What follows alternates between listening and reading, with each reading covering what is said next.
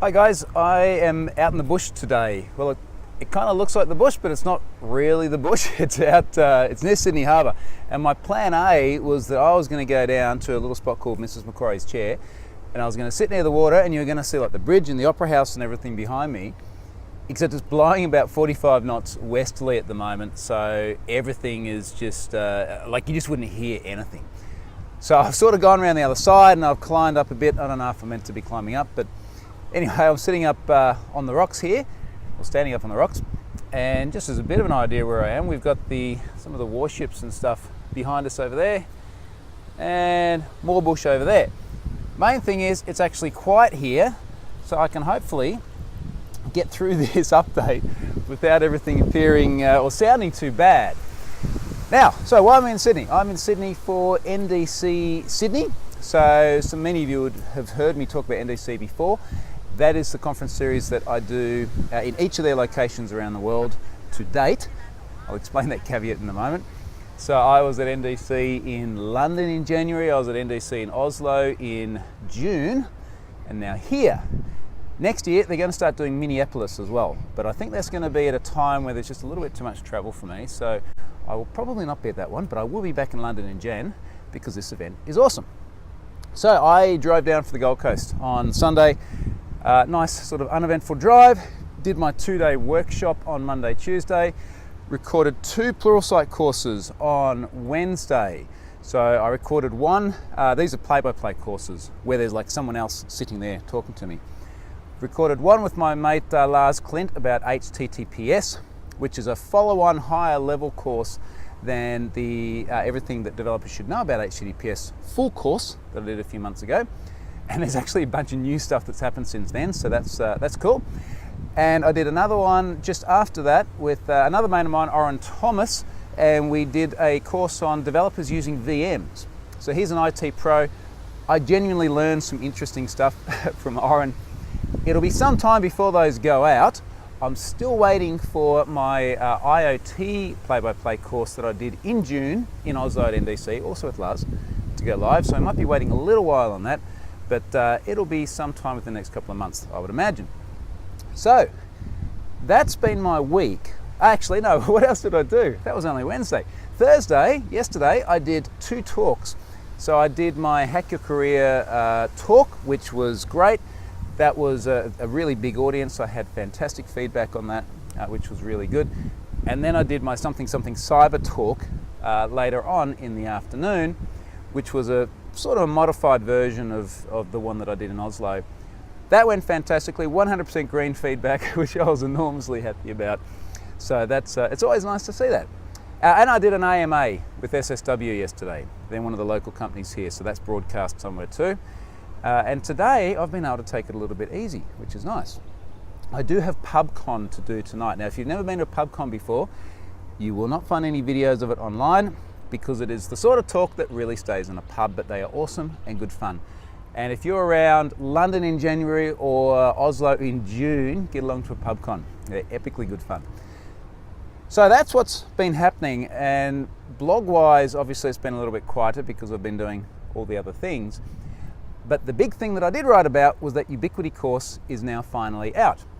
And I've mentioned that a few times before already in these updates, and this is the course where they did actually pay me to write this. So this is a commercial thing. And this came about because we were chatting one day, myself and the Ubiquiti folks, and it was in the context of, I think someone had said something like, oh, why do I need all these bits, right? Like, why can't I just go and get sort of an all-in-one device? And when I was looking around at the content they have online, I was like, guys, like you really need some, it's like a clear messaging around this. And it was just sort of a very, very casual chat, and we kind of went, oh, I should do a course. And now a couple of months on, here we are. So this course has gone live, and I'm very, very happy with the feedback on this. Now let me give you a bit of an overview of how I've broken this down. So I talk about why you want all the bits. So why do we need this Unify thing that has different parts? And just to quantify what I mean by different bits, we've got a dedicated security gateway, which does your firewall and other nuts and bolts, which would normally be built into an all-in-one unit. And then there's a different device which does the administration. So, okay, so there's a controller. There's other devices that are access points. There are other devices which are switches. And it's sort of like a decomposition of what would normally be an all-in-one device. Now, I explained very early on that this Unify suite of products, so this is sort of the line within the Ubiquiti company, all of this stuff is really prosumer and professional orientated. So if you've got friends who are non-techies, this is probably not what they're going to be putting in their home.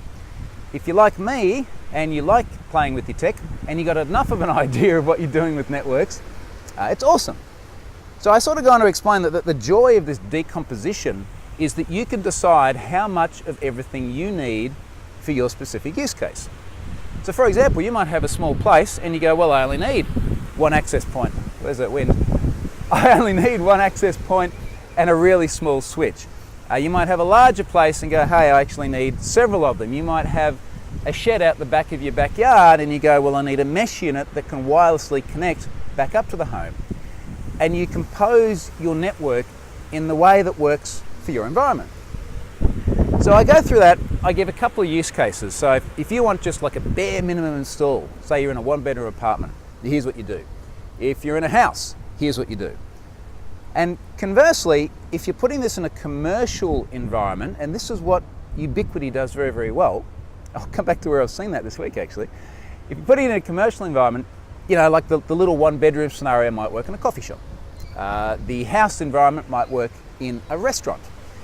And inevitably what I ended up building out as part of this course was a restaurant build. And I think I mentioned this in earlier videos. A mate of mine runs a restaurant on the Gold Coast where he can get many hundreds of people through there in a night. They can have, I think, 220 there at one time. And it was just a perfect environment to build out a network in because they had all the sorts of problems that so many of us have with Wi-Fi. They had dead spots, they had unreliability, they had low throughput. And we fixed all that. So we've put in a network that works really well, and I've recorded the whole process. Now, I mentioned that commercial use case. One of the interesting things about Ubiquiti that many people don't know is that they sell more access points than anyone in the world.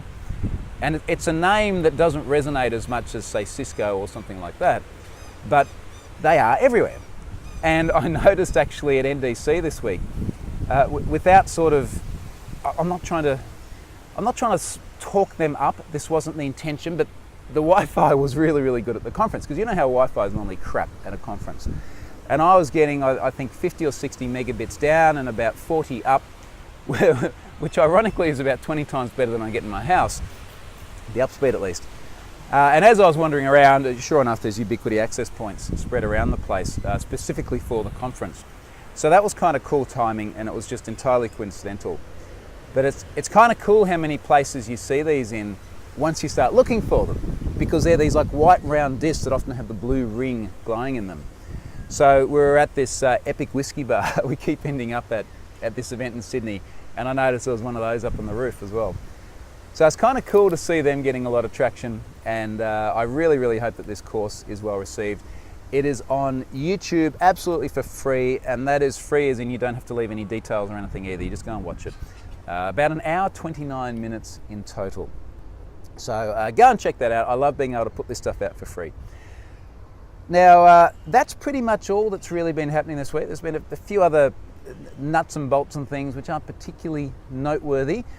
I'm going to be heading off to the snow tomorrow, and we have already established that people are surprised that there's snow in Australia. And I'm standing around in a t-shirt now, and it's nice and warm in Sydney. In fact, it's only 16 degrees, but I'm in the sun out of the wind.